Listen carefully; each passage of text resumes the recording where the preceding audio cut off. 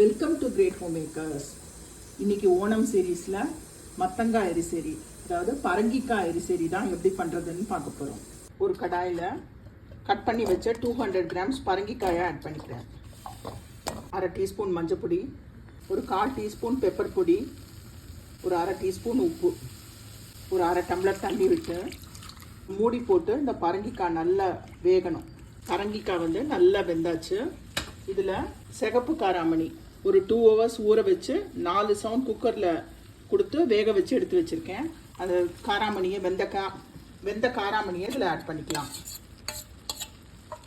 நம்ம காராமணியோடு சேர்ந்து ஒரு 5 நிமிஷம் சேர்ந்து கொதிக்கட்டும்.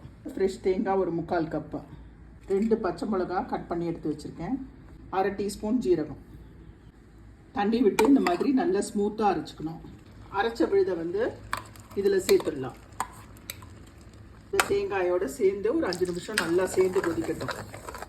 நல்லா கொதிக்க ஆரம்பிச்சாச்சு. அடுப்பை ஆஃப் பண்ணிடலாம். ஒரு கடாயில் 1 டேபிள் ஸ்பூன் தேங்காய் எண்ணெய்.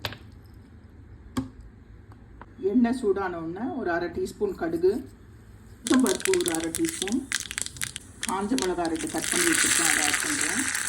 ஃப்ரெஷ் கருவேப்பிலை, அதோட 1 டேபிள் ஸ்பூன் ஃப்ரெஷ் தேங்காய், இதையும் நல்லா செவக்க வறுத்துக்கணும். தேங்காயை வந்து நல்லா செவக்க வறுத்தாச்சு. இந்த தாளிப்பை வந்து எரிசேரியில் ஆட் பண்ணிடலாம். டேஸ்டியான பரங்கிக்காய் எரிசேரி வந்து ரெடி.